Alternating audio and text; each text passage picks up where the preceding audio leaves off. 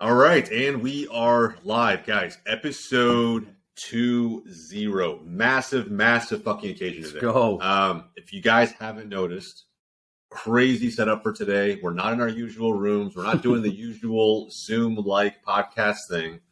We're in person. Yeah, shit. In feels person. good. Feels really good. In New York, the backdrop, a little bit of the city. Not sunny New York. It's kind of shitty like Seattle today. But nonetheless, man, it's almost Christmas time. A little magic in the air. Hell yeah. And Box to Box is live as far as an episode goes for the first time in the history of this short show. So, guys, episode 20, the World Cup finals on Sunday. We're recording this on Friday before the World Cup final. Mm-hmm. I believe the third place game is tomorrow. So, a lot of crazy shit happening. We definitely have, we've been going through, I don't know how many different content segments surrounding the World Cup up to this point. We've done a round of 16 best 11, a quarterfinal best 11. We've got the final. And what we want to do today is kind of wrap everything up in a really big way, wrap it, bring it together, talk about what we've loved most about the World Cup so far. Mm-hmm. I think the final itself is storyline, right? Yeah. You get the GOAT, arguably, versus probably one of the most star-studded teams in the history of the World Cup final entering. So a lot to really kind of unpack here. My question to you, Andre, best World Cup ever? Yes or no? Was there a better one that you remember? And maybe it wasn't because of the upsets. A lot of fans feel that you need these dramatic upsets. Small teams like Morocco making a run. Back in 2002, like South Korea making a run to the semifinal. Yeah. That you need to have those moments for a World Cup to be extremely memorable. Or Saudi Arabia beating Argentina. Or Yeah. You remember, 2014, Germany beating Brazil. I mean, Yep. Does it have to work that way? Or is this one of the best World Cups ever for another reason?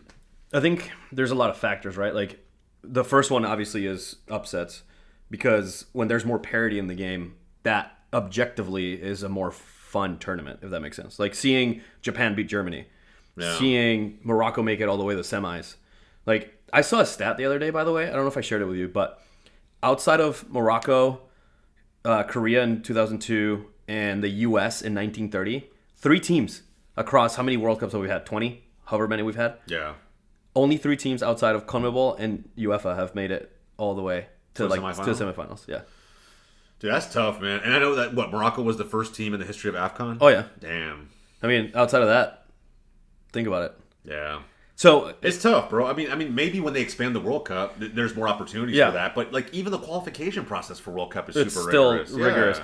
So anyway, talking about upsets does add a little bit of like that romanticism, right? And saying, okay, this tournament was fucking dope. Like, when you think of an NCAA tournament and you see a Cinderella story, is that the best tournament ever, or is it just a really good story, right? So anyway, that's one factor. But then you look at what we were talking about in terms of GOAT level performances, right? And you see Messi, for example, carry Argentina all the way to the final, Mbappe doing what he does. You know what I mean? Like, you look at Maradona in '86 in Mexico with the hand of God and the goal of the century against England, single-handedly carrying that team to win the trophy. You look at Pele with Brazil winning 3 World Cups. Like, there's so many storylines in every World Cup that it's really tough for me to say, is this the best ever? Do I feel like it's the best ever? In my lifetime, I would say. Yeah. That's actually a really good point. So, like, the storylines piece, right? Sure. You mentioned there's always storylines in every World Cup. I feel like this World Cup had everything. Yes. It had, well, one, going in, it had the Piers Morgan interview with Cristiano Ronaldo, wondering how that was going to affect the Portugal camp. Yeah. You had everybody feeling like this was already, for whatever reason, Messi's time to shine with Argentina, and then they lose the opening match to Saudi Arabia. Yeah. We didn't know what to expect with France because they were a clear favorite as defending champions, yet they lost I don't know how many players going in. Nobody, I really didn't see a single bracket that had Morocco finishing first place, finishing the group stage, and getting through half of the knockouts without a goal conceded. I know. And making it all the way. Yeah, dude. And they took France. I mean, it was 2-0, but they took France to the wire. They could have tied it. Yeah, easily. I really do. And now you have, I don't know how many players on that roster that are probably going to get picked up in January. Yeah. Is it the Winter World Cup? Is that why we're thinking maybe this is the best ever? I don't know. It's kind of melancholic too. Like, I mean, think about it. You're in, it's Christmas time. Magic happens. Magic's in the air. I don't know, dude. I do agree with you in the fact that there were so many storylines going into the World Cup. I mean, even if you look at who wasn't there, when you look at no Italy, no Chile, like bro, no Erling Haaland. That's what I'm saying. What if Haaland? Okay, so Norway is Norway, but Sure. what if Odegaard and Haaland had a chance to feature in this World Cup? Would it have been different? Probably. I mean, the guy's a monster. Yeah, you'd figure depending on the group. Like I see them in the same level as like Denmark per se.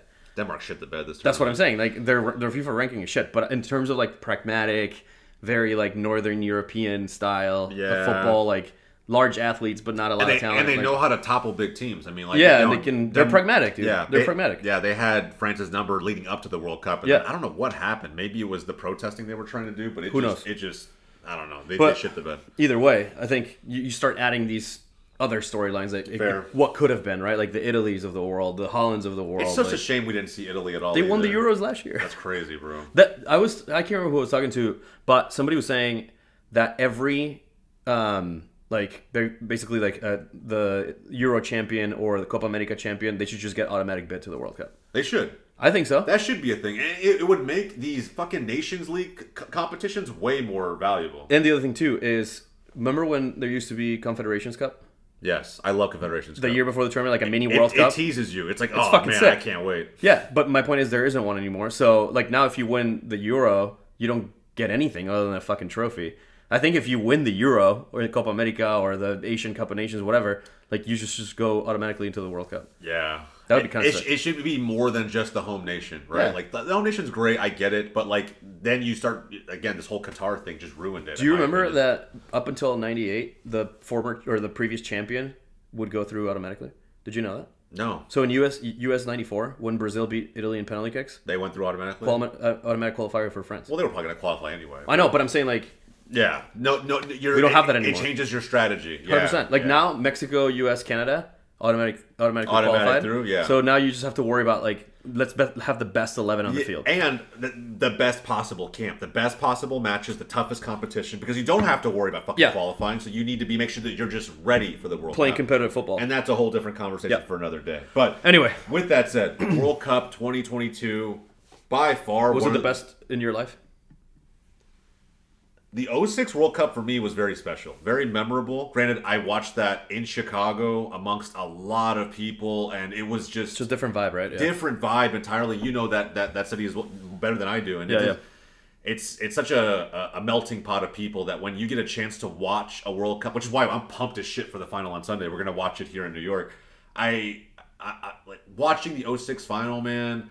I remember going out like during the group stages. My dad wanted to, because you have fucking like World Cup fever, you're going out to the soccer shops and around town. I bought the Ronaldinho cleats that had just come out that year, the white and the gold ones.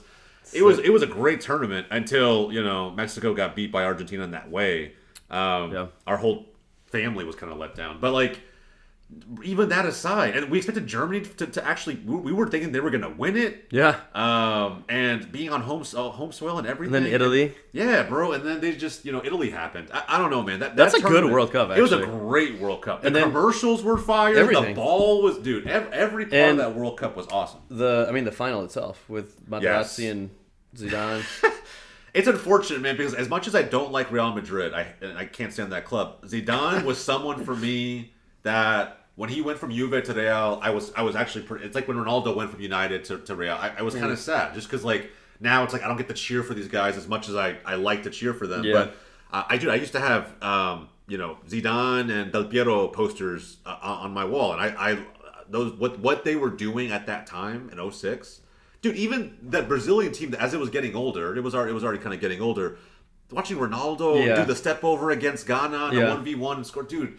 It's so nostalgic. I miss that World Cup. But in terms of storylines and everything that a World Cup can offer, I don't think this one compares to really any of them. Like 2022 was, it had everything in the best way and in the worst way possible. And for that reason, and it's not over yet. It's not. I really hope it ends in a way that allows Messi to ride off in the sunset. But even if it doesn't, I don't think it takes anything away from him. I don't think you can. And the other dumb take that I've seen on Twitter is like, well, if Mbappe wins, does it automatically put him as a shoe-in for that GOAT conversation? I'm like, no. He has a long way to go. He's young. Yeah. Has a lot of things left to win. First off, he has a lot of things to do at a club level that he has yet to do. He hasn't won a Champions League. No. Had he won a Champions League with Monaco, because they got close. Ooh, so that would be like Maradona with Napoli. Yes, that would put him in a decent position. Yeah, it's like, you know what, man? Entry level. Yes, you're on that path to go, like 100%. Like, had he done that, because remember, dude, he knocked Man City out of that competition. Yep. I don't know, Dortmund out of that competition. Yeah. Who did they lose to in the semis that year? Man, I can't fucking remember. But anyway, a competition for another day. But at the end of the day, I think he needs to do more than just. Again, this is not taking nothing away from what he's done with France, but that team. Yep. I would argue that even without Mbappe, had that team been healthy, like you take away Mbappe, put in Benzema. Yep. I think they find a way to get back to the final. I just think that team is so good on multiple levels. Like, you look at the back line, look at the midfield.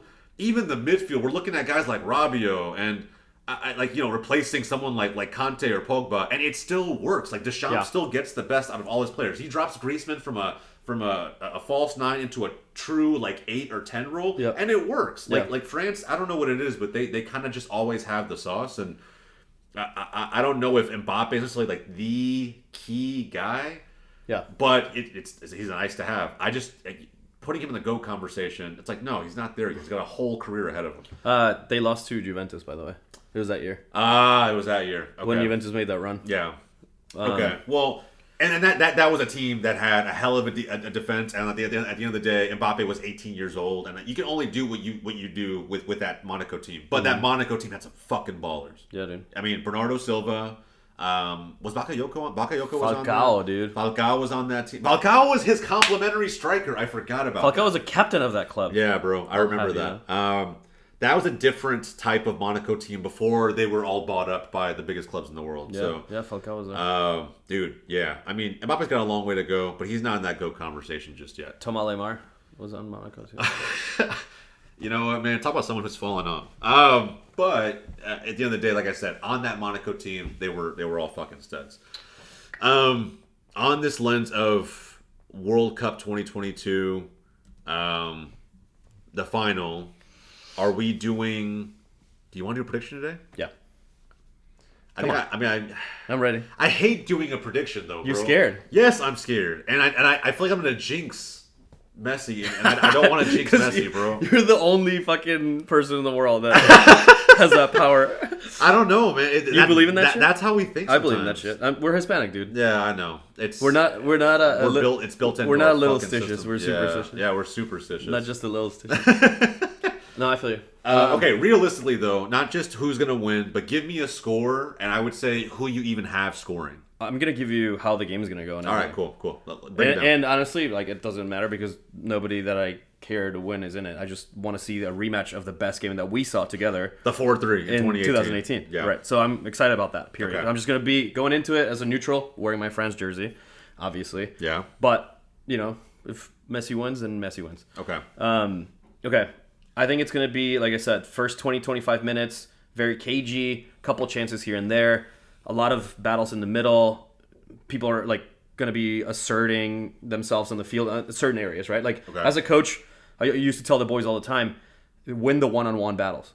It's a one-on-one battle. Maybe like a 2v2 in certain areas of the pitch. Yeah. But it's all about those one-on-one battles that turn into overall team performance. So I think it's going to be interesting. Who's going to stop Mbappe on the left? Who's going to control the midfield with Tchouaméni being a massive standout, a very defensive player, but also he has the ability to go box to box against Paredes and DePaul. It's going to be very interesting. Lineups are going to be interesting, whatever. So first 25, 30 minutes or so are going to be like that. Then I do think somebody's going to break the lock. It's not going to be a typical play. It's going to be a set piece. It's going to be a penalty kick. It's going to be a mistake. I don't think it's going to be like Messi going down the middle. I don't think it's going to be Mbappe taking 3 people on. I think it's going to be one of those plays like a corner kick or a keeper mistake or something like that. So it's 1-0 at half. And then I have it in the second half. Whoever scores, I don't care. First, second half, I do think France are going to edge it out and win 2-1. Okay. So whether they come from behind and win 2-1, or they're already 1-0 up and then they get tied 1-1 and then they win it. But I do think France win in 90, 2-1. Now, who scores? I think Mbappe gets one. Okay. because he got one last time. You remember that last game, Yeah. right? Where I mean, he's shredding. His speed was on full display. Marcos Rojo, I think, disappeared off the face of the earth He that dissolved day. on the pitch. Mbappe gets one. Okay. Griezmann gets one. And then it's not going to be Messi. Has he scored this tournament? I don't think so. But he's had many assists though. Yeah, he has. Mbappe. You don't think Giroud gets and one? Greece? No. I think they're going to lock him down with Otamendi and. I think it's hard. The guy's like fucking 6. That honestly, that was the mismatch that I saw. Him being. Well, because Argentinians just aren't that big. Like even Guti, like he's not like huge. Oh, yeah, I no. mean, granted, Maybe they're like he's a 6 Premier foot, League maybe. defender. Yeah, they're like 6 foot. So like, Or Lisa, if Lisa plays, he's like 5'10". 5'9". yeah, and so that's what I'm saying. Like Maybe. they're just small in the back. I thought that maybe they just start whipping in crosses. I just Pele think- whips in crosses, and Giroud finds it on the head. Yeah, we'll see. I don't know. But anyway, so those are my 2 French scorers, and I don't think Messi's going to score. I think No, I don't think so either. I think like Julian or somebody. Di Maria or Julian or somebody like we'll that. get like what he took on Gavardio. Yes, like he'll whatever. make a play or and Messi he'll will find someone. Messi will go down the middle. He'll attract a lot of pressure from the center backs in that 6, Yeah. and then just lay it off to somebody. Yeah, That's my prediction. That's interesting. I actually think it's gonna be somewhat closer to what we saw. You think it's going to be 2018. like expansive, wide open? Not expansive. End-to-end? So it got expansive and end to end at some points throughout that game. Yeah. But I also think that game was purely individual moments of brilliance. Yeah. It was Pavard's fucking dude. shot. It was Goal of the year. Yeah. I mean, he'll never do that again in his life. No, I mean he's not even playing. He's not even playing. Yeah, he literally got benched by Koundé. But like he'll never do that again. But like that combined with Di Maria's left foot, I mean he had a curler in that game too. Yeah. And Mbappe's speed was on full even Aguero display. scored in that game. Yeah, he scored the third one, the header. Oh, to make it 4-3. You're right. Like in the 90th. Yeah, it was already 4-2, and then he made it 4-3. But yeah, And Griezmann, do you think it's going to be like that? I think I could see it being individual moments of brilliance like that, where we get a crazy the Messi goal against Mexico. The perfect example is I don't think like in that game. Yep. Argentina, in my opinion, had nothing. Yep. They had nothing. Messi couldn't get anything at the top of the box. Yep. Guardado and the boys were shutting him down. Yep. They were doing what they had to do to play for the point they needed to go into the final game with some kind of hope. And dude, in a matter of a second and a half, Messi gets the ball, puts it where he needs to, and fires. And I don't know if it's going to be him. It might be Julian. It might be. It's not going to be DePaul. But like, it's going to be somebody on either side of the ball that I think it will take individual moments of brilliance. I think it's a final. I think both teams respect the hell out of each other, and it will be cagey. Like the Mexico-Argentina game was cagey. Yeah. So That's I can still see like it being slow in the first half and things just opening up. 3-2 Argentina would be my and I think that it's going to come down to something crazy like 2 penalties get given. Yeah, something like that. Something stupid like that, where it's like, or it's a penalty and a fluke goal and an individual moment of brilliance from somebody like Messi or another player on that team that allows them to go through. And who knows? It might not even be an attacker. It might be someone like Acuna who just gets forward, finds some space, takes a shot because he wants to. Or you remember Enzo's goal against. He scored against Mexico too. Was that the goal? Yeah, the curler took somebody on. So a moment like that where Messi just gets help from his supporting cast. I think with Argentina, it's so hard to predict where the goals come from. Because that team is just, again, on paper they don't stack up. They don't match up well to this France team. I don't know where the hell how they're going to defend the speed on the outside. Acuna can help on one side with Mbappe, but where's the defense against Dembele going to come from? Yeah, I know. Like it's not. I mean, if it's Molina, good luck. Yeah, bro. Like Molina, he's a good defender, but the minute he reaches in, Dembo's going to work right around him, and it's gone. Even Hakimi, who's a decent player. I know your take on Hakimi. No, he's not a bad player. I know. Yeah. But I'm saying like even Hakimi couldn't stop them. Oh yeah. So what makes you think that Molina? No, Molina won't. He won't. I don't care what anybody says. I don't know who their backup at right back is or what option they have. I'm pretty sure. Oh yeah. He's similar. He's a little bit faster, but not similar. enough. They're similar. Like they're gonna have to run 5 in the back. You think? You think they go 5-3-2? At least the first half, bro. You gotta slow that shit down. Like think about it. That is nothing but pure speed on the wings, and those guys don't stop. And Dembo's like he plays more support now. That's another thing too.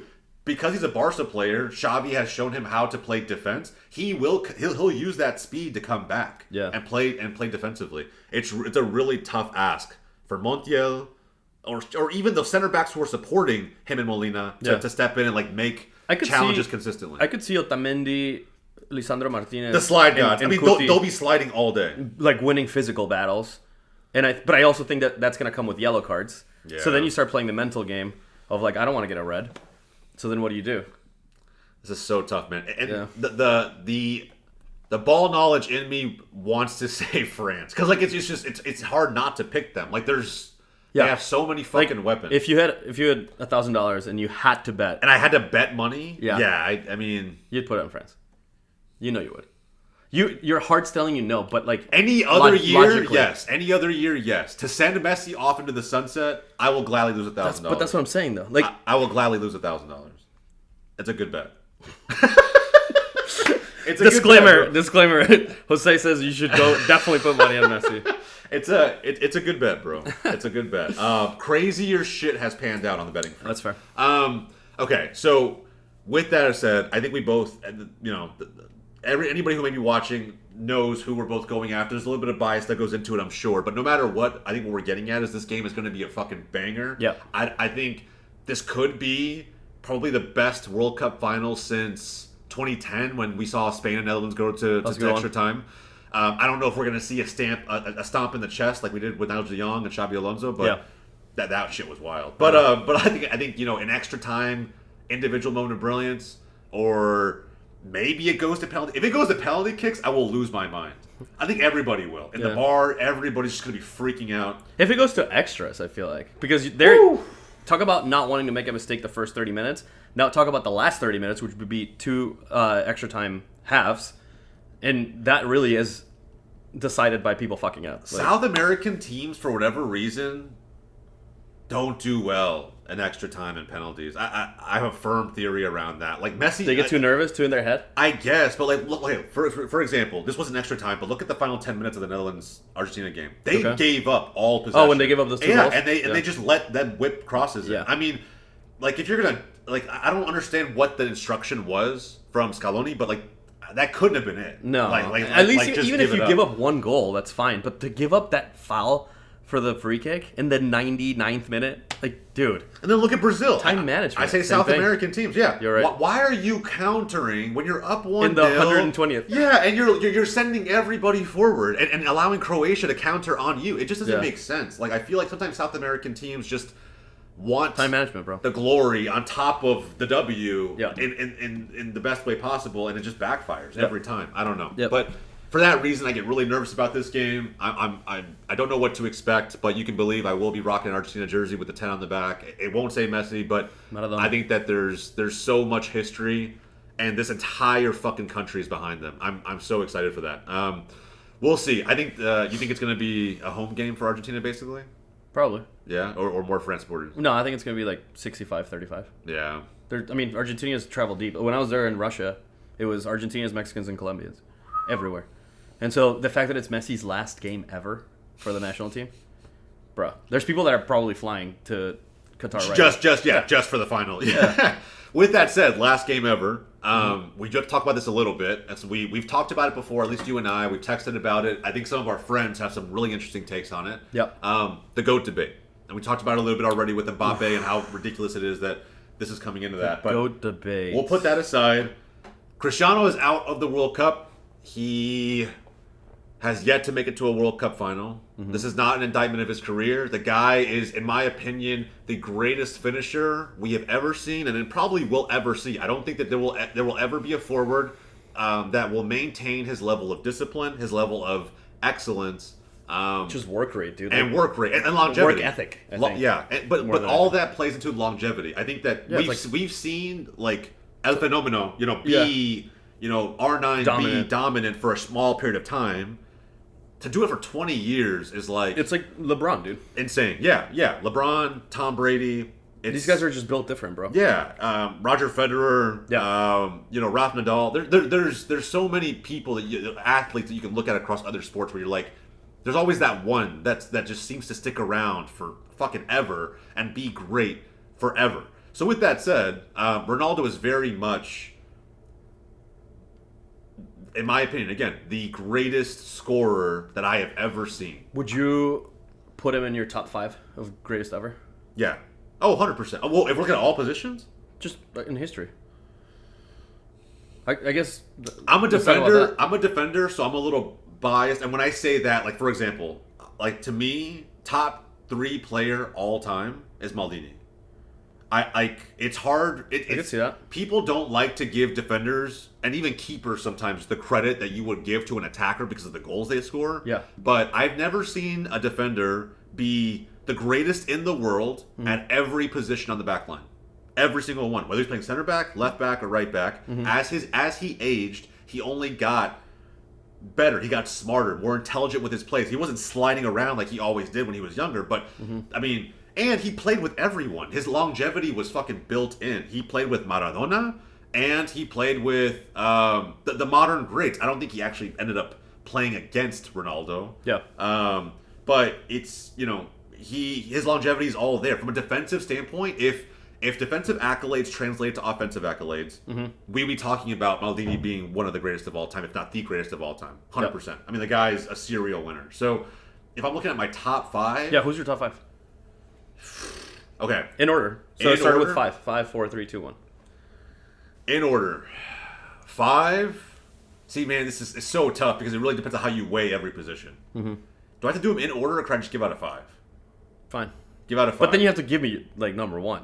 Like, yes, I'll give you 1. 2 through 5 doesn't matter. But you got to give me the number 1. Okay, so top 5, yep. without naming who number 1 is. Sure.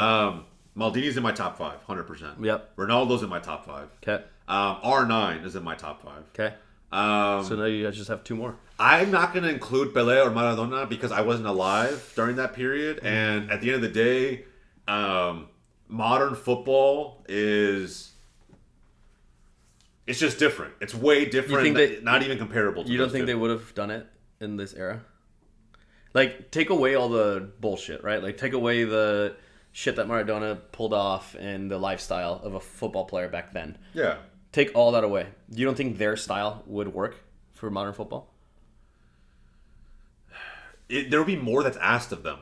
And okay. I don't know if it would have worked. It probably would have worked. But I can say at a minimum, there would have been more that was asked of them. Okay. Modern football just physically demands way more of footballers than back in the day when Pelé could put a team on his back and just kind of do everything. And he didn't, right? But he could be that guy. Yep. Maradona very much has goals in his highlight reel where he put the whole fucking team and the other team on his back and put him away. So, yeah. In the 80s, in the 60s, yeah, I mean, they were generational GOATs. But I don't know if it's fair to compare them to, like, Messi, Ronaldo, guys like Mbappe and what they will achieve. I don't know. It's a very difficult question to answer. But for the purpose of this top 5, I won't include them in there because it's just... I feel like it's not fair. Like, again, I feel like you ask way more of today's footballers. So, yeah. Maldini, R9, CR7, Ronaldinho. This fucking guy. And Messi. And Maradona. Okay, got it.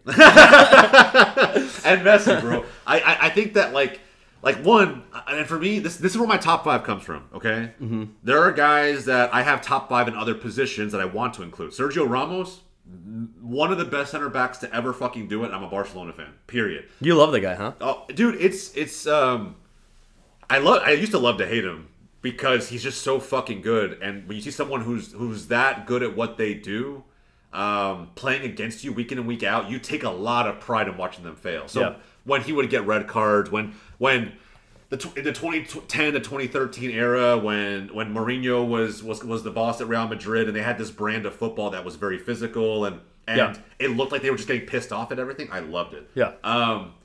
But I can't deny it. I mean, would I take Sergio Ramos in my team all day, every day? I mean, it's amazing to me that he wasn't even included in the Spain roster. It makes no fucking sense. Yeah. Luis Enrique botched that roster. But anyway, there are other positions, right? Look at keeper. Keeper by itself. The fact that you see guys like Courtois nominated for the Ballon d'Or, you see Oliver Kahn and everything he accomplished. You see my man David Seaman from Arsenal doing everything that he did. Victor Valdez for Barcelona back in the day. Like, there are some generational talents at every position. Mm-hmm. But my top 5, yeah, man. Dino was magic. And Messi, magic. R9 was doing things at Real Madrid that you would you would never see forwards do. Like, And the way he was built too. bro, people look at Haaland like he's the first of we've had this conversation. version of a football to ever exist. I'm like, y'all did not watch prime R9. R9 like was Inter Milan dude. I mean, before the knee injury, dude. It was insane. It was insane to watch him. I thought he was a cheat code. I mean, he was technically 100%. And you know, Maldini again. I won't reiterate. The guy was just class at every part of the back line. So that's my 5. I could go a lot deeper than that, but the reason I picked those 5 is for the brand of football they represent. I don't think Messi is out and out better than Ronaldo in every aspect. There are more than a few parts of his game where Ronaldo is easily better. I think what Messi has is just that he's not from this planet. At least he plays like it. He does things that I've never seen anybody do. He wills his teams to accomplish things, to play a brand of football that we had never even seen before. I think people remember, if you'd remember this, 2010, 2011, from 2009 to 2012, Barcelona was playing a brand of football that I don't think anybody could even touch. It was magic, and it wasn't just him. There was Xavi, Iniesta, Dani Alves. I mean, there were so many players on that roster that you're just like, you know, it was a super team. It was a dream team. I mean, it was, but it wasn't like it was, you know, it wasn't Galacticos. It wasn't like we went out and bought every single player and pieced it together the right way. We produced talent in our academy, and it was amazing what Pep was able to do with that talent and create a brand of football that I think when fans look back at the generations, right, and our dads probably do this, you look back at generations, you can pick projects, individual projects, and they usually span across 2 or 3 seasons where you're like, dude, in those 2 or 3 seasons, that team was fucking untouchable. And that project was one of the best brands of football I'd ever seen. And I remember listening to Fabio Capello talk about this on a Netflix special, but he talks about his 3, and the third was Pep's reign at Barca and just what they were able to accomplish. I think that brand of football is... I don't know, man. If you were really, really an emotional person as a fan, it would almost bring you to tears. Like it was beautiful to watch. So that's my 5. My 1 is Messi, but you could literally switch up everything else. CR7 probably has to be at 2 no matter what because of his longevity and everything he's doing. But again, I'll flat out say this. I'm a Messi fan. Cristiano is a better finisher. He can do it with his head, with either foot. He's a physical freak. His vertical leap is ridiculous. His shot power is ridiculous. He's just a fucking athletic freak of nature. An athletic specimen, man. Like you really couldn't, like, if you had to hand carve your perfect forward, it's him. 100%, It's him, 100%. He's a greater finisher than Messi. And it's funny because he started as a winger, dude. If you think about it. Like he wasn't a 9 up until Juventus. But even at Madrid, he was. But when it transitioned, it made sense. Like it wasn't like it was even another hill he had to climb. No, it's naturally kind of the progression. He fit. Whereas like Messi, I don't think he can make transitions like that. Like he's naturally a 10. He just has to be someone who dictates kind of it floats. You just have to give him the freedom. You can't give him a position. He has to be in the middle of the field and help create. But like that's really it, and that's why I think that like you can't compare who I consider to be the greatest of all time, Messi, to really anybody else. Like I think that there's very few players that are like freak-like like that. I think Messi being that way allowed Ronaldo to be as great as he was. Like think about it. Ronaldo was chasing. You know for a fact he was chasing this, right? I mean, Ronaldo wants glory. You know for a fact. 100%, dude. He was chasing that. So, out of curiosity, though, who's your top 5? Okay. I mean, I'll start with 1. Fuck it. I've never shied away from it, and I never will. I think Diego Maradona is the greatest player to ever have played the game. Yeah. If you go off of longevity and his lifestyle and all that shit, obviously not. But the shit that he did with Napoli, with that like atrocious Napoli team, to win the Scudetto, they were basic. Atrocious is kind of unfair, but they were basic. But dude, it's like. Send Messi to Fiorentina, and then if he wins the Scudetto with Fiorentina, that's the type of shit that he did. Yeah. Obviously won the 86 World Cup single-handedly, I will say. Like, Argentina now versus Argentina in 86, much more talented team now. Made the final in 90, obviously in Italy. I was actually looking at a tweet earlier of, which I had forgotten about, when the Argentinians were singing the national anthem in Italy for the World Cup final, they all the Italians like booed him, and he literally was like, I'm not gonna do it here, but he literally was like calling him off in Italian. Oh like, God, he's like, you fucking asshole. Yeah, it was funny, seriously. dude. I bet it was. Anyway, Maradona for me, like everything that he represented for Argentina, for Napoli. Isn't it crazy how Argentinians like again, you see a lot of similarities between Maradona and Messi in some ways, but like the fact that they rally around a single player like that, and he's those players are able to take it and then just deliver. I don't know, man. It's amazing. Well, and now, you know, this is not to offend anyone who's Argentinian by any means, but you know, they talk about it. We had Maradona, we had Messi, and now we have the Pope. Like that's literally to them, it's like they're almost like God level. Yeah, you know, they are. I mean, they will be immortalized 100%. So for me, Maradona is number one. I think. Are you gonna go as far back as Pelé? Pele's like breaking into my top 5, but he's not in my top. It's just 5. it's so hard. It's a different bro. type. It's a different game, dude. We have to go to the history books for that. I know. Tough. I mean, he did win 3 World Cups, but again, the World Cups were like we're 12 different. teams, you know, we're different. So he was like he's up there, but I would say like if we need to make a top 10, he'll be in my top 10. Okay. Easy. Like, yeah, top 10 easy. Down. Fine. I agree 100%. No, I would go Maradona number 1. Then the 2 to 5 for me, it's all like, you know, fluid. Ronaldinho's in there. Dino was and I have said this for a lot of time, like not many Barca players that I'm like, okay, like I wish we had him. Rafa Marquez number 1, but I'm biased. Mexican. Giovanni Dos Santos. Okay. When he was like coming out and, you know, he was playing the way that he was playing with Ronaldinho and shit, like there were a lot of comparisons. He was predicted to be the next Dino. Yeah, there were a lot of comparisons. So Gio, Rafa, and then Dino. Those are the top 3 players I would be like, I wish we had him. Like Ronaldinho was fucking magic, dude. Like, and he did it with a smile. I think it was so hard to hate him. That's the thing, dude. Yeah. You can't hate that guy. Like, he was just such a chill dude. So I would say Ronaldinho's up there. Cristiano Ronaldo for me. I mean, obviously we don't have to even talk about it. Like, you know how I feel about it. I will say Messi. Messi's definitely in my top 5. Okay. And then for my say like between 4 and 5, I would say R9. Because of all the shit that he did, you know, we talked about it, like the not only the talent, but also how he did it, when he did it, coming back from any injury, still, you know, playing at a high level for both club and country, just dominance all around. Dude. Yeah, like, and the club and country is an important thing too, especially for this episode, yes. right? Like you can't. We talked about players who have fallen off to the wayside on one side of that coin or the other, and he delivered on both levels immensely. Yep. So, yeah, I think with the GOAT debate, and you know.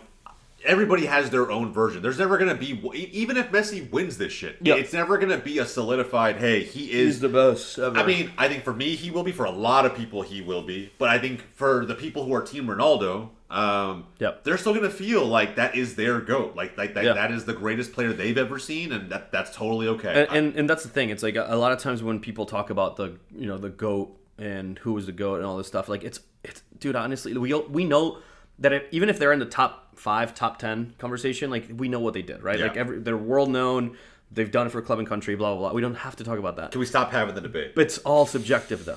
And literally, that's literally what it comes down to. Yeah. What I hate is when people say like, "Oh, it's not even a debate." Like, not even. I'm like, dude, it's not even close. Okay. So you're not even gonna listen to what I fucking have to say? Got it? Yeah. No, that's ignorant and closed-minded. Come on, man. And honestly, like. Sack up. If you're okay with just overgeneralizing and say that person's the clear GOAT, you better be ready to defend that shit. Yeah, bring up some fucking actual arguments. Have the conversation, because you're not gonna get past me with that shit. Like no. If that's your clear GOAT, cool, but defend your opinion. Either way, I think it's sad, man. I mean, this is as great and as excited as we are for the 2022 World Cup final. It's just signaling that we're at the another end of an era. Yeah. And Ronaldo, Messi, everything they've given us over the last 2 decades. We're going to take it for granted, bro. Dude, seriously. It's never going to be the same. People who always like bitch about it, and they're like, oh, Messi's better. Oh, Ronaldo's better. Like, dude, relax. Stop comparing them. Just enjoy it. We're never going to see that. Never going to see Hopefully Mbappe and Haaland live up to the expectations. They say that, bro, but dude, it's not the same. It ain't the same. Like you know, they're 2 finishers.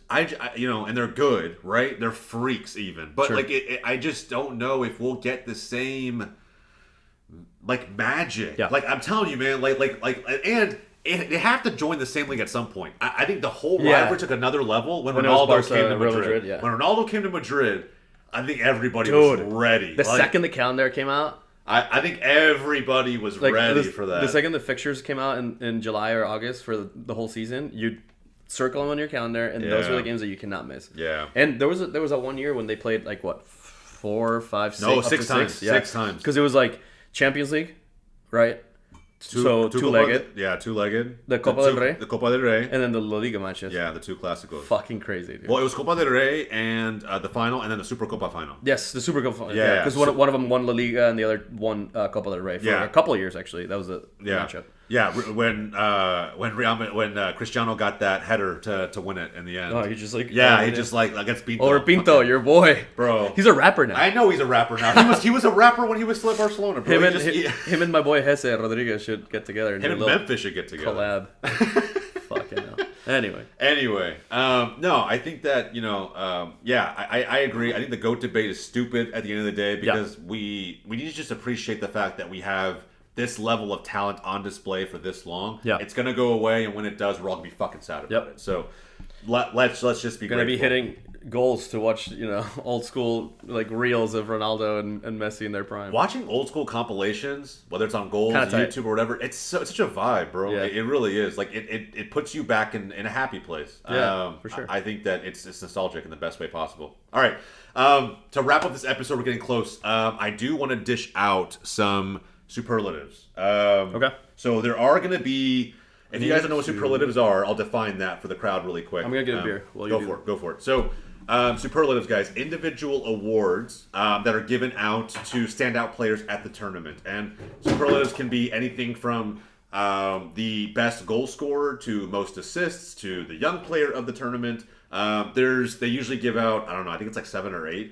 And I'm going to kind of look at what we have so far, but as far as World Cup superlatives go, just a quick debate on who we think is going to end up. I mean, top goal scorer is probably pretty cheeky for this episode, just because there's probably. I mean, actually, I think it's actually pretty close, right? Mbappe and Messi. 5 and 5.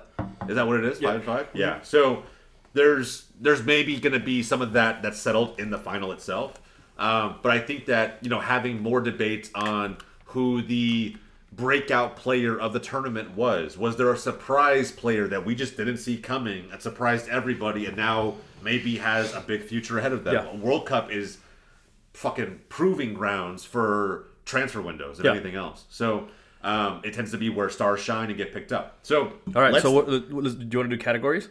Yeah, let's start with so do you think there's that either Messi or Mbappe are going to narrow out the top goal scorer of the tournament in the final? I mean, based on my prediction, I think Mbappe gets it. You really do think he's going to get it? Dude, okay, let me ask you this.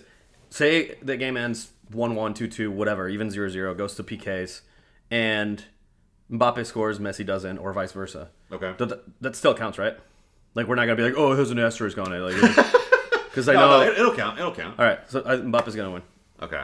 All right. Top scorer. Top scorer? Yeah. Actually, I agree with you. I think he will score. I still have Argentina winning. I still think Argentina will win without Messi scoring. Okay. So, yeah. You know what? We agree on that. Yeah. We'll agree on that. Okay, so top scorer, easy. Okay. Would you make top scorer also, this is our next superlative, player of the tournament? Mm-mm. So you wouldn't. Okay, so who would your... Because think about this. If Mbappe scores and Argentina win, you give MVP to Messi. Do you give... that's true. That's true.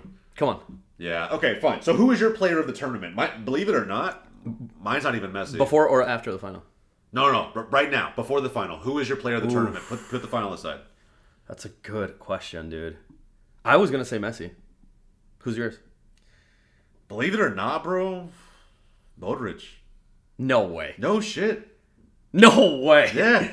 I thought... Oh, my God. I thought Modric did more... I think... Here's why. Okay. Because I think if Modric doesn't play any of the Croatia games... Let's hear it. They're maybe third place in the group. Yeah, that's true. That's why. Because he got up to like a fucking semifinal.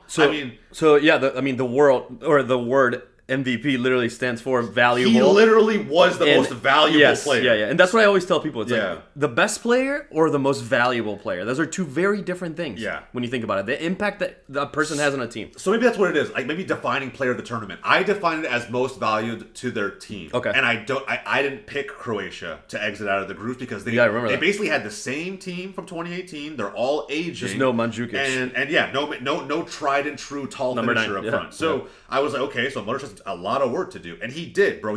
In my opinion, he was everywhere on the field. He only came out usually in extra time, if not the final minutes of normal time. And I thought, and he took down Brazil. I thought he has more legs to stand on than people give him credit for. So that would be my pick. Your pick is Messi. Good one. Mine's hands down Messi. Especially because if you go to the whole most valuable thing and impact and all that, like there are moments, the Australia goal, the Mexico goal, hell, even in the semifinal against Holland, like, or not against Holland. What am I blanking? Who did they play in the semi? Who? Argentina. They played Croatia. That's what. Yeah, that's what. The 3-0. Yeah.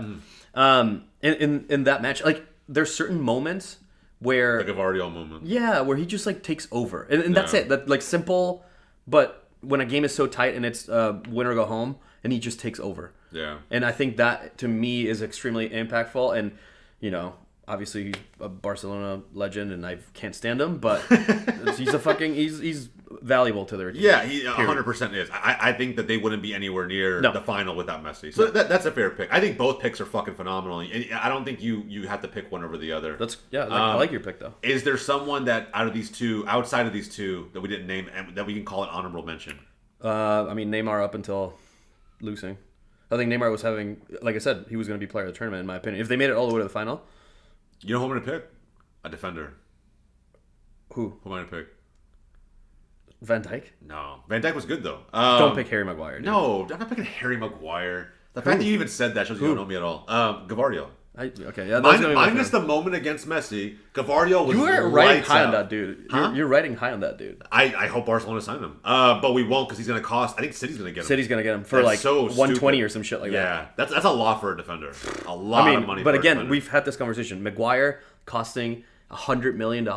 Just set the table for everybody. Yeah, dude. If Maguire's $100 million, think about it. Yeah. Gvardiol's going to be 120, 130. After that, Saiz could go for like 80, 90. De Ligt, my guy, is like 50, 60, and he's riding the bench. Like, and the thing about Gavardio is that he's 20 years old. I know, he's young. He's young as shit, has a massive career ahead of him, and I think that... Yeah. And he's proven it for club and country, because he's not... I mean, he's fucking good for Leipzig. Like, I think he was defender of the tournament, and I think that if we looked at honorable mentions for player of the tournament that aren't attackers, I would put up Gavardio.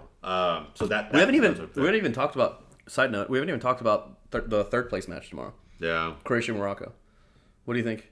Do you think Morocco can pull it off? I do. I think so too. Yeah. I think it's gonna their energy is fucking unreal. And at this point, like, all the fans are there. Like, you didn't get to the final, but like to be playing for that seventh match. And I also think Croatia is going to bench players because they are a very seasoned team, a very veteran-driven team. That's a good point. Those players have to come back and be ready for club football. So that's a really good point. I think that Morocco they have nothing to lose. Yeah, nothing to lose. I think they're going to fly at them. I think that the energy is going to be unreal. And that's probably the most straightforward matchup. Yeah. So far in the knockouts because I feel like that they just have way more to play for. Yep. Okay, young player of the tournament.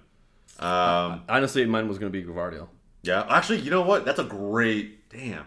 I said, honorable mention for player of the tournament. My man, you got MVP, Gvardiol. I can't. Young player, Gvardiol. I can't pick him again. Gvardiol was, He was. Yeah. I mean, again, I knew about him, but I didn't realize how impactful he was going to be for his national team at this stage. The only player I can think of right now that was more impactful for their team in this tournament as a young player is Julian. Yeah, that's fair. He scored at least a couple times. His engine and his pressing has been phenomenal. What about Cody Gakpo in the group stage at least? Yeah, in the group stage at least. And I mean, it was the USA, so Still though, I don't want to knock him for it. Yeah, he's up there for me, top 3 probably. Yeah, he was good. I mean, maybe an honorable mention for sure. If Argentina win, I do think Julian gets the nod there. It's just crazy that like a year ago he was playing at River Plate as a 19-year-old, scoring fucking hat tricks and shit, and now he's in the World Cup final playing with his idol, and he's starting, and like Scaloni's not afraid to play him. Really well. That's crazy, bro. Dude. Pep has Holland and fucking Julian, bro. This is so dumb. This is so stupid. Talk about Chicos, dude. Talk about Chicos. City need to win Champions League this season, or it's a massive failure. God. It's a massive failure. No, you know what they need? They need Carlo Ancelotti, and then they can win it. If Pep goes to Brazil, that's who, if I was City, that's what I'd be looking at. I would bring Carlo to get over the hump. He's a tournament guy. Then who do you bring to Real to replace him? Klopp. Yeah. It's hard for me to picture him speaking Spanish, but but I don't know. I did like, not think you were gonna say that. Right? Isn't that hard though? That's what I thought of when you said it. I was like, bro, I just can't see it. I can't see him going over to Spanish media and talking Spanish. That would be so funny, dude. I don't know. I would, for some reason, I think Tuchel before Klopp, but I don't know. No. You don't think so? No. Real Madrid, like, I know Florentino is gonna want to go for Klopp, dude. Like, I mean, proven record. Tuchel's a winner though. Yeah, but he got fired at Chelsea. Like, I don't know. I think Klopp, 7 years at Mainz, 7 years at Dortmund, 7 years at Liverpool. Like, he's got proven track record. He's won the EPL after 30 years, however long it took Liverpool. He's won the Champions League. He's made it to the Champions League twice. Yeah. He's made players like Ox or some of these dudes Relevant. who were shit relevant again. Yeah. He's helped a lot of young players like become decent or good.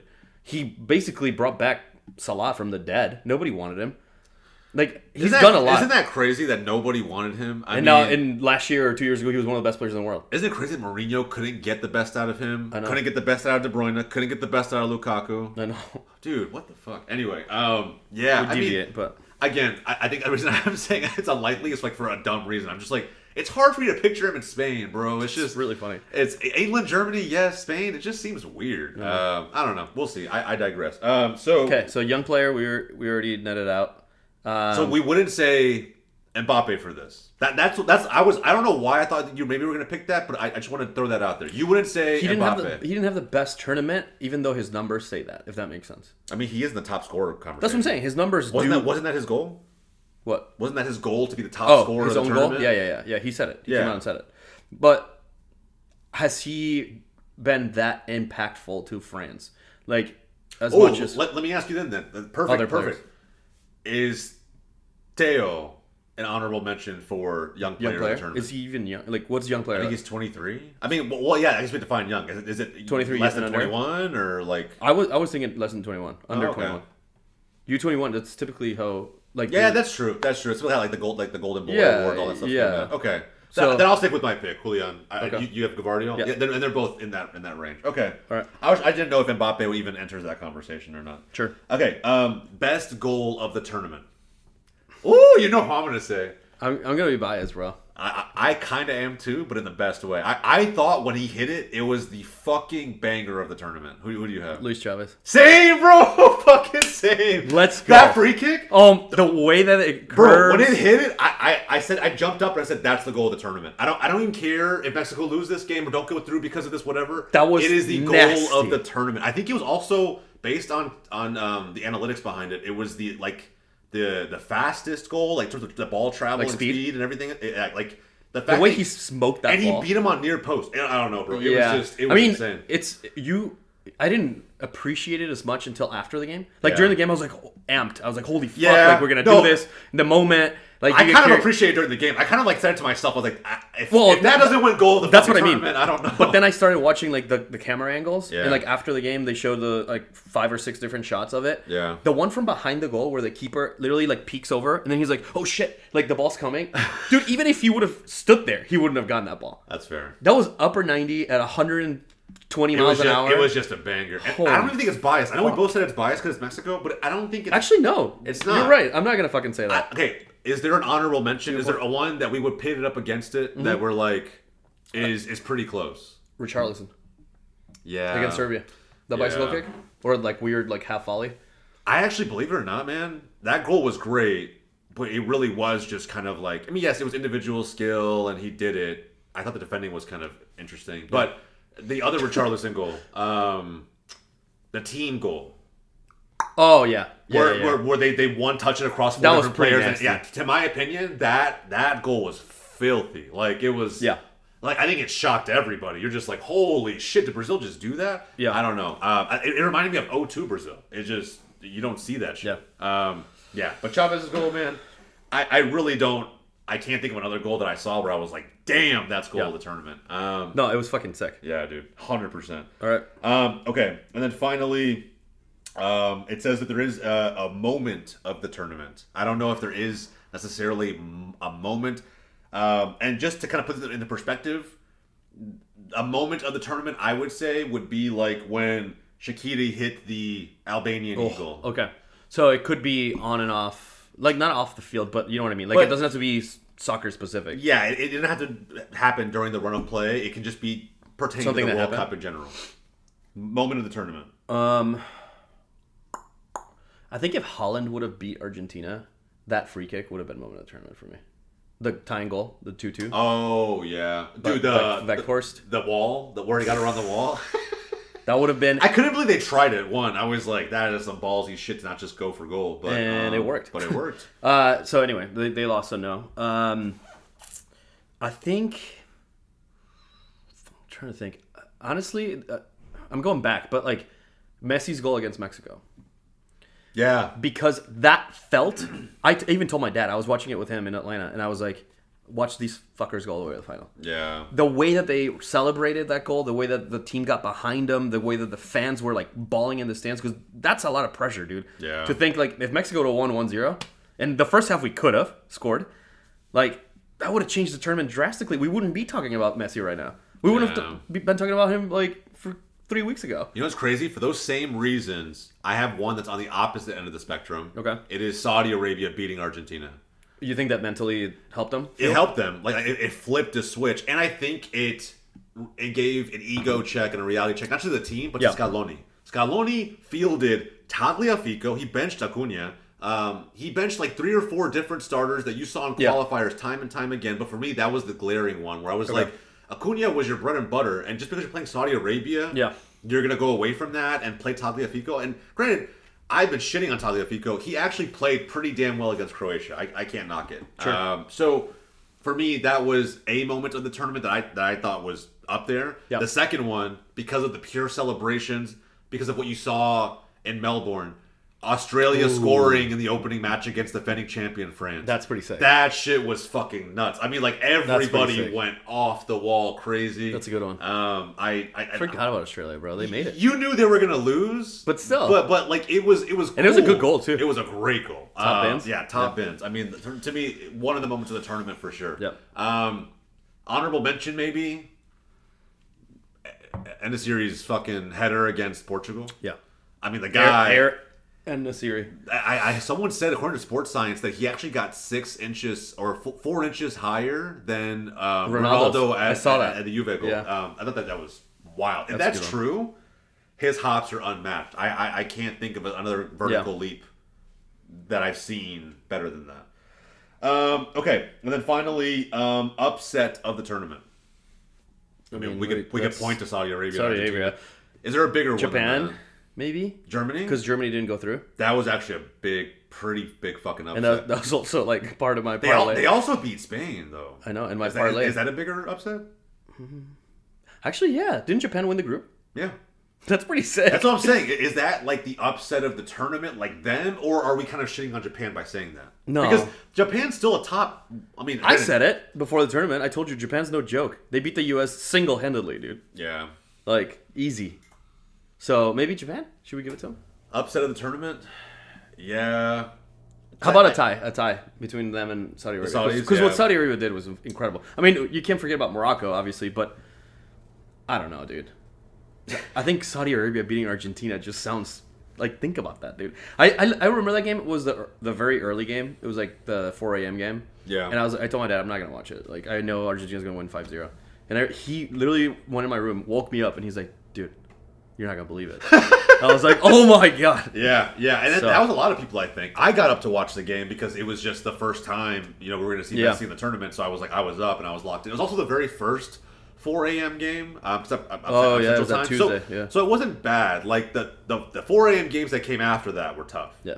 I still got up, but they were tough. But that one, it actually wasn't that bad. Yeah. I just had some coffee and whatever. But I would say Saudi Yeah. Arabia. For that reason alone, Saudi Arabia. yeah, Because nobody ever, in their right mind, would have picked them. Yeah, especially considering that Mexico beat them.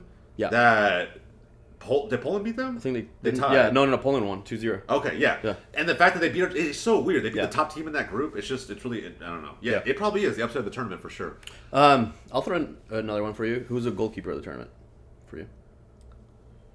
Ooh. There's been some good fucking keepers, dude. Yeah. So I think of automatically, Szczesny was great.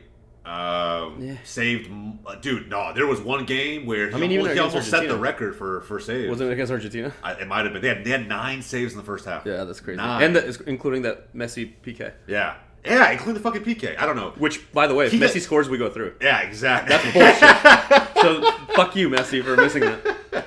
Yeah. There's that one. I mean, you have to name Ochoa because of. I feel like, yeah, seriously, I think you have to. Livakovic, dude. Two penalty kick round of 16. Here's the thing, though. It's the same reason. The same reason why I'm hesitant to say Szczesny, because he got shit on. Szczesny got shit on by France, and Livakovic got shit on by Argentina. And it's not him. I mean, his defense got. Dude, even against Brazil, he had so many saves. Yeah, but the ending. What about Bono? The last game in which we saw them wasn't great. Bono. It looked pretty good, man. Portugal didn't score on him. France did twice. But the second goal was... Yeah, the second goal was whatever. Both of them. On the first one, I actually thought he shouldn't have come out. Me either. Yeah, I actually thought hold the post. Yeah, hold the post. Because you have numbers behind you. Yeah, I just think hold the post and somebody will get that out. Yeah. I thought it was premature to save it. I'm going to go Livakovic, dude. That's my pick. Yeah. I think. Yeah, multiple PK shootouts, multiple saves. Yeah. Yeah, Livakovic. Livakovic is probably our keeper of the tournament. And look, we're gonna do in the next episode, guys, when the finals concluded, when third place is concluded, when we get back from New York, we're gonna have another episode 21, where we go into our final thoughts of the World Cup, our best 11 from the World Cup. I mean, we've seen every best 11 so far, and it's been shambles trying to piece these things together, but we try, and we'll try it again. So that's going to be on the table for the next episode. We'll have Alina back for that one. That one's going to be awesome. And hopefully we'll have a guest on that show as well. Obviously, because we're in person and live, that wasn't really a possibility today. So, but as far as today's episode goes, I think that's a wrap, man. That was a fucking great one. Fucking great episode. 20 already, by the way. Episode 20. Cheers to that, bro. Yes, cheers, bro. This was awesome. Guys, enjoy the World Cup final. Enjoy everything we have left. There are 2 games. That's it. And this shit goes away for 4 years. 3.5, actually. So, but with that said, 2026. Home soil. Dude. We should come back to New York for that. I'm setting aside like $5+ grand to travel the continent and go to games. I'm gonna take that month off, I think. If I can afford to take a month off, that would be fucking lit. But like, I think no matter what, I am gonna be at least 2 weeks traveling. We go to Mexico? Yeah, I want to go to Mexico. I want to go to all 3 continents. We'll go to Vancouver. I want to go to Canada. I want to go a couple games in the U.S. and a couple games in Mexico. That's the plan. Money. 100%. But guys, this was great. We're going to have, like I said, I guess on the next episode, get Alina back in here. But until then, guys, please like the video, subscribe to the channel. And if we didn't mention it already, this video brought to you by GOLZtv. GOLZtv, where you can get your free unlimited footy content today. If you're fiending for World Cup action or World Cup highlights once the tournament is over, head to GOLZtv to get all your fill in today and for the foreseeable future. We'll see you guys next time.